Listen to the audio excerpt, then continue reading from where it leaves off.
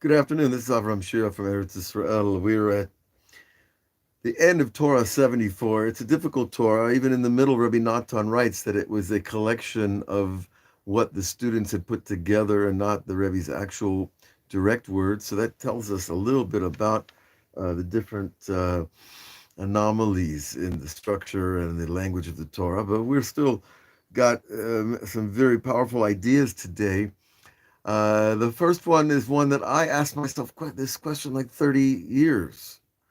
And the Baal Shem Tov answers it right away, but you have to relive the answer over and over. It's like Einstein once said when he gave the students the same test every year. Right? It's the same test as last year, but the answers are different this year. Right? Because that's what happens in a relativistic quantum world. But we are in a Torah world which is above time and space. And it is a world that demands we kind of reset our parameters of definition and understanding. So I think we're going to get something out of this. You'd be quite surprised. Because with the Torah, God created the world. And this is an idea that you hear throughout the Hasidic and Kabbalistic communities where God took the Torah and then created the world. In other words, the world that we live in was only created after the Torah was created. In other words, as they call it, the blueprint. Now, how is the blueprint? Well, there are ways that we're taught that it's easier to see, like the structure of the Mishkan, the portable tent in the desert, and the Beit HaMikdash, that these structures represent the form of the worlds, but also the form of man. That there is a head, there's a heart, there's limbs, etc.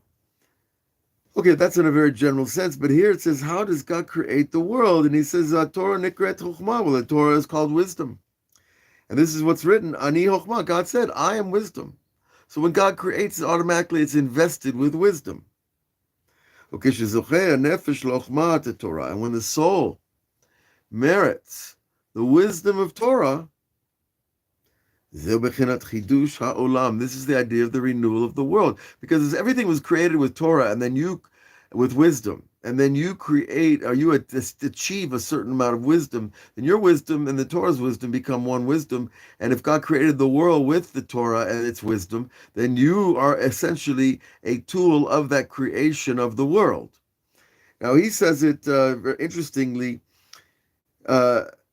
Now, the renewal of the world is not exactly the same as the creation in the beginning, because the creation in the beginning, we're told it was yesh me'ayin, something from nothing, whereas renewal implies that it's something from something.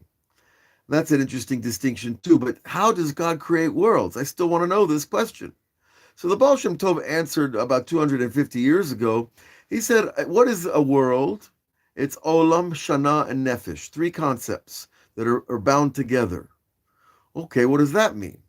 Olam is place. If you're going to create a world, it has to have a place. And Shana is a year, meaning time, that there has to have time connected to the place. And Nefesh literally means soul, that you have to invest soul into your time and place, those three things. So you have to invest intention, will, desire, purpose into time and space. And that's a world. And we go around doing this all day long. You just go to synagogue, that's a place. You go to the time of prayer, that's a time. And your intention is to attach yourself to the creator of the universe. That's a purpose. Therefore, you are creating around you a world. Now, when I first learned this idea, I was like, wait a minute, a world? That sounds like planet Earth, right? A big place, a big space, a big amount of time, and a lot of intentionality. But that's not what the Baal Shem Tov taught. It's anything that creates time and space and intentionality. In other words, wherever you go, you're creating time and space as long as you have intention in what you're doing. Of course, the Torah gives us, and the rabbis gives us parameters of intentionality. In other words, the highest intention is for God's will. and the will of the Torah, and the will of the good of the Jewish people, and the will of the fulfillment of mitzvot, etc., etc. There's many, many levels, prati levels, distinct levels in the big picture of doing God's will. However, it is still the expression of will into time and space. Because let's say you're standing on a platform between Mars and Jupiter. It's pretty big and wide open out there. And that has time. It's out there at 3 p.m. Jupiter time, right? Go figure. And it has place. It's so many tens of millions of miles away. But is there intentionality to that time and place? Not until you supply it. You give shape to time and place by the intention you bring to that time and place. Now, you say to yourself, what is he talking about? This is kind of weird. This is a little bit abstract, but it's not really if you think about it. You know, have you ever seen those people, they walk in a room and the room changes for whatever reason? It could be fear, it could be glory, it could be pride. I don't know. It could be, fame. People walk into a room, they bring with them their intentionality into a time and into a space, and they change that space. That's called creating a world. Now you say, okay, well, that's a pretty small thing. It sounds like the Baal Shem Tov is talking about something much bigger, and it certainly seems like Rabbi Nachman's talking about something much bigger when it says that God created worlds with the Torah. You see, the Torah is, Rabbi Nachman says, is a book of judgments, of din, of laws, right? That's not a new idea. It's a book of, well, there's things that happen in the book, and there's laws that are given. Those laws are measurements of how man is supposed to operate in the earthly plane. Okay, maybe even the non-earthly plane. I guess if you're in heaven, heaven, let's leave heaven out of it for a minute. If you're in outer space, how do you keep Shabbat? You have to have an earth clock on your wrist and measure 7 days. Okay, but the idea of creating a world is actually closer to home than we realize. Because if we have consciousness when we're doing this, I'm creating a space right here. We had a raw piece of land here on this mountainside in Israel 26 years ago. And my wife and I walked out on this raw mountainside and said, okay, we want to create a space to live in. It's going to have a time, and hopefully it's going to have some intention. And when you have an apartment or in some building that you don't even own it, you don't even build it, but you bring intentionality into the space, you're creating a world. So you see, a world is not specifically physical. A world is the energy sphere you create with your mind and your belief system and your heart. So when you create a world that way, what happens? It creates chidush ha'olamot, the renewal of the worlds. When you create a renewed space of intention and time and space, then you add that to the collective. And this is this chidush ha'olamot. It gives renewal to everything else around you. You ever, when I grew up, we had the concept of the green thumb. I'm sure you still hear it maybe. There's certain people that anything they touch grows. And then there's certain people that anything they touch dies. That's so funny, right? But the people that have a green thumb, they seem to have this relationship to nature that is different. That things respond positively to it, that person's presence. Well, this is something that's been quantified in science by Wilhelm Reich and by others, and certainly in our generation with the high-tech sensitive machinery to measure plants and water and other phenomena in nature, we see that there is a remarkable distinction between when things are doing well or not. Now that doing well is a reflection of positive energy in a life space. So when you play Mozart for a plant, the plant likes it more than, Def Leppard. Does anybody even know who they are anymore? I'm sure they know it. They should be well. But the point is that this renewal of the world is happening all the time through human activity with our intentionality in our time and space. And this is happening because it's being filtered through God's wisdom. And God's wisdom is to know how everything fits together perfectly and with perfect balance. And this is found in the laws of the Torah, which creates all the parameters of time and space. From the beginning, there was, just dark and not even what we call dark, but rather chaos and void. And then slowly, there's a developmental process taking place in the creation story. Each one of those statements and those words is expanding the creative effort.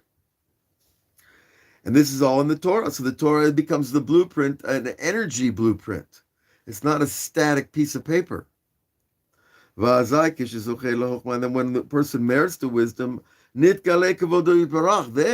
God's honor is revealed through human expression of his wisdom. So you see, we form this link of connection between us and God. We reveal him how? By living according to his wisdom. We become the emblems, the symbols, but alive, breathing, laughing, happy, learning, praying beings. We are adding to his glory by receiving his wisdom and living with it. And that's a big deal, because when you add to God's glory, then what? You're fulfilling the purpose of why he created. Because it says, he says here, the tachlit shel kol avodat adam, the purpose of all human endeavor. That's a big statement. Ki tachlit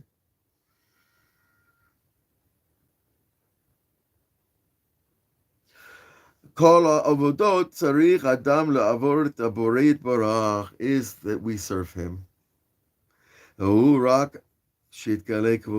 that's only when his glory is revealed. If you serve God and you're no revealing any glory in your life, no joy, no surprise, no wonder, no specialness, no appreciation, then your learning of Torah is not, and your service in general, God forbid it's any of you or whoever hears this, and hopefully I'm doing my bit, but if no glory is revealed, no honor is revealed, the Torah is filled with laws that commend themselves to protecting human honor. If we're not revealing that honor, then we're not fulfilling creation. But if we are revealing honor, then we're fulfilling creation. Because we're talking about an invisible, eternal, infinite being that can't be seen. And it's very dangerous to hear him, because usually when he talks, mountains explode. So we want to avoid that. But we want to. He wants us to do the revealing, as it is written. Now that's a famous verse that we've seen before, right? For my honor, God says, I created him and I made him and I formed him. Wait a minute. God says, for my honor. Now, if people go around saying, I'm building this building for my honor, you're going to dude, I don't think I want to rent a room in your apartment or in your building. And if a guy's like, I designed this car for my glory, don't tell us that. Just let us figure it out, right? Glory is not something you want to verbally advertise. It either exists or it doesn't. But God says in the Torah, I did it because we need the direction set for us. And that's this protection, this revelation of honor. And that's why the Torah is full of laws about honor. That's why a man can't feed himself before he feeds his pets or his livestock. He has to feed his animals first for their honor, because they're dependent on him. That's why when the Jews were in the desert, they didn't go to the bathroom in the camp. They all had to go outside the camp. That's an honorable thing. And there's all these layers of honor that we don't even notice. The way we speak, when we speak, how we speak. honoring our parents, honoring the Shabbat. This reveals his honor. And, the honor reveals his, he says here, a chokhmah, the wisdom. So when you see the wisdom in Torah, that one day a week, no work. Wow, what a beautiful idea, a divinely sanctioned holiday, once a week, the seventh day. How good is that for people to take one day off and reconnect with their families, reconnect with the home life, reconnect to other things besides chasing, the dollar. And this, God goes on to say, "Ve'im avani efo kavodi, I'm kavodi." In other words, if you're a father, if God says, "Oh, you call me your father," well, then where's my honor? There's, men like that, You sit down at their table and they're like waiting for their kids to stand up straight and salute, because they have this inflated sense of honor. But honor is good. Honor is what keeps us humans and not animals. Now, and animals, a lot of animals have honor too. Va'av hu bechinat chokhmah. Of course, chokhmah, wisdom, is called the father of all the sfirot. It's the first sfirot that's coming into the human plane. Avarech, and also it's called an avrech, the one who sits and learns, like Yosef Atzadik was called an avrech. The one who's blessed will bless. Peirush Rashi says, Ab b'chokhmah, a father of wisdom. And this is the idea of the verse that this whole long Torah started with many days ago. Ruma al shamayim, exalted above the heavens, is Elokim. God created the heavens. God's everywhere, but he's still above the heavens. So Ruma, exalted is God above the heavens. And Shamayim is, the Rebbe tells us, is the idea of Jacob in the tree of life. Jacob is the heart, the center of the 12 tribes, the center of the tree of life. And that center is also identified with the idea of the heaven itself. Okay, Shehu ma'alei bechinat nefesh. And when we elevate our soul to that level of the wisdom, of the son, of the idea of Jacob here, of being the source of wisdom, and really he's also the source of beauty and balance. All these traits are applied to his personality. This, we turn the root to that source. It means very simple. And this is a very complex Torah, but I want to break it into simple terms. When putting your soul back in the place of its root, which is what brings healing, is by recognizing and acquiring these qualities. That we need wisdom, we need beauty, we need balance, we need the idea of heaven in our belief system, that we're not only a physical, there's a non-physical plane. It doesn't mean it doesn't have reality. It's just, think of it as like thin air. Think of it as stepping inside a movie. You don't need a body anymore to go into heaven. Actually, the opposite is true. You can't enter heaven with your body. All you enter heaven with is the soul, which is your spirit, which is yourself. All those terms still apply to that non-physical self, because my hand here that's making gestures is not me.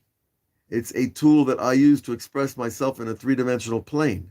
But we are, my soul inside my head and my body is not a three-dimensional being. It's from another dimension that came into this dimension. And that's true for all of us.